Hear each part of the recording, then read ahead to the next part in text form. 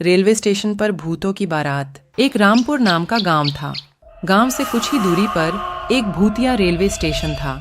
गांव के लोगों का उस रेलवे स्टेशन से आना जाना तो क्या, उसके आसपास भी भटकते नहीं थे, क्योंकि उनका मानना था कि उस रेलवे स्टेशन पर भूत रहते हैं। हर अमावस्या की रात उस भूतिया रेलवे स्टेशन से भूतों की बारात निकलती है, वह भी पूरे गाजे बाजे के साथ। बारात में एक भूतिया दूल्हा अपनी पूरी पलटन के साथ गांव में आता है और एक जवान लड़की को अपने साथ ले जाता है।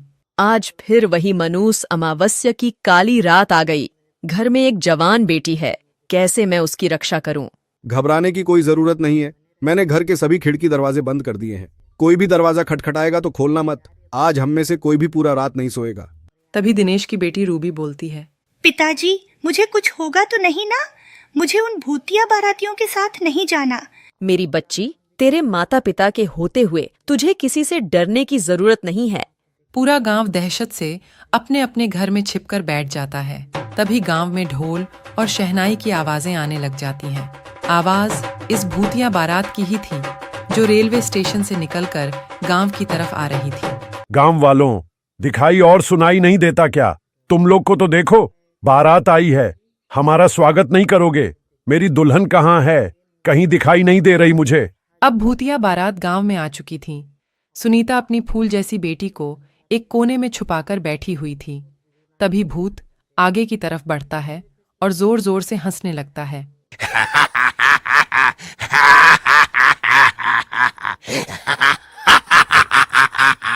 आज तो मेरी शादी है, बिना दुल्हन लिए मैं यहां से जाने वाला नहीं हूं। तुम गांव वाले मेरी दुल्हन को साथ विदा करते हो, या मैं खुद तुम्हारे मातम के साथ उसे अपने साथ ले जाऊं? गांव में पूरा सन्नाटा था, मानो गांव में कोई इंसान ही नहीं रहता हो। तभी वह भूतिया दूल्हा दिनेश के घर में दरवाजा तोड़कर घुस जाता है। तुम्हारा दामाद आया है, स्वागत नहीं करोगे अपने दामाद का?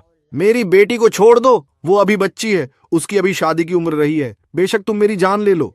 मुझसे झूठ बोलता है बुढ़े। कल तू ही तो अपनी बेटी के लिए दूसरे गांव में रिश्ता देखने गया था। मुझे सब पता है, सब पता है मुझे। मेरी बेटी को हाथ लगाने की कोशिश भी मत करना। मैं उसकी माँ हूँ। मैं अपने जीते जी अपनी बेटी की शादी एक भूत से नहीं होने दूंगी। फिर क्या था, उस भूतिया दूल्हे को बहुत गुस्सा आता है और वह रूबी के माता पिता को वहीं जान से मार देता है। रूबी अपने कमरे में जैसे तैसे छुपकर बैठी थी। छोड़ो मुझे अपने माता पिता के पास जाने दे। पर वो भूत उसकी एक नहीं सुनता। वो रूबी को अपने साथ उसी भूतिया रेल स्टेशन में ले जाते हैं। अगली सुबह होते ही प्रियंका और उसके परिवार के सांस में सांस आती है। कल तो हमारी बच्ची बाल बाल बच गई, पर जो रूबी के परिवार के साथ हुआ वह बहुत बुरा हुआ। ऐसा नहीं होना चाहिए था। पर हम कब तक अपनी बेटी की रक्षा करते रहेंगे? एक ना एक दिन तो वो भूत हमारी बेटी को भी उठाकर ले जाएगा। उस रात के बाद पूरे गांव में डर का खौफ छाया हुआ था। हर जगह मातम बिखरा हुआ था। गांव वाले मिलकर रूबी के माता पिता का अंतिम संस्कार कर देते हैं, लेकिन पूरे गांव वालों की जुबान पर बस भूतिया बारात की ही बातें थीं। अरे गांव वालों, ये सब कब तक चलेगा? वे भूत बेधड़क आते हैं और हमारी आंखों के सामने हमारी बेटियों को उठाकर चले जाते हैं, और हम बेबस लाचार बस देखते रह जाते हैं। दिनेश की बेटी रूबी हमारी भी तो बेटी थी ना? बिल्कुल सही कह रहे हो। इस गांव की हर एक बेटी तो हमारी बेटी जैसी ही है। उन सब की रक्षा करना हम सबका फर्ज है। हम सब गांव वाले मिलकर उस भूत का सामना करेंगे। तुम चिंता मत करना। वह तो सब सही है भाई, लेकिन हम कब तक अपनी बेटियों को कंवारा रखेंगे? जिसकी भी बेटी जवान और शादी के लायक होती है, पता नहीं कैसे उस भूत को पता चल जाता है और वह उसे उठा के अपने साथ ले जाता है। मेरी बेटी भी है और उसकी भी अब शादी होने वाली है। मैं कैसे अपने कलेजे के टुकड़े को उस भूत के हवाले कर दूं? अगले दिन पूरा गांव मुकेश की बेटी प्रियंका के शादी में लगा था। एक तरफ सजावट तो दूसरी तरफ मिठाइयां बन रही थीं। अब फेरों का समय था। दूल्हा दुल्हन मंडप में बैठे हुए थे कि तभी अचानक रेलवे स्टेशन से भूतिया बारात गांव की तरफ आ जाती है। सभी गांव वाले भूतों को देखकर अपने अपने घरों में छिप जाते हैं। अरे गांव वालों, तुम सबने तो मेरा साथ देने का वादा किया था ना? और कहा था कि हम इन भूतों का मुकाबला करेंगे। अब क्या हुआ तुम्हारे वादे का? तभी मुकेश की बेटी प्रियंका और पत्नी शोभा भी वहां आ जाती हैं। तुम्हारा यह साहस कि मेरे बिना तुम अपनी बेटी की शादी करने चले थे। जैसे ही भूत प्रियंका के माता पिता को मारने वाला होता है कि तभी प्रियंका उसी भूतिया दूल्हे के सामने आ जाती है और कहती है, आप मेरे माँ बापूजी को मत मारिए। अच्छा छोड़ दूं, इसे मैं बस एक ही शर्त पर छोड़ूंगा, अगर तुम मेरे से शादी करोगी। नहीं नहीं मेरी बच्ची, शादी के लिए तू हाँ मत करियो। तेरी शादी से अच्छा है कि यह भूत हमारी जान ले ले। माँ पिताजी, अगर इस भूत से शादी करने से आप दोनों की जान बचती है तो मैं यह शादी जरूर करूंगी। यह कहते ही भूतिया दुल्हा अपने बैंड बाजी के साथ प्रियंका को अपने साथ भूतिया रेलवे स्टेशन की ओर ले जाने लगता है। रुक जा मेरी बेटी, तू ऐसा मत कर।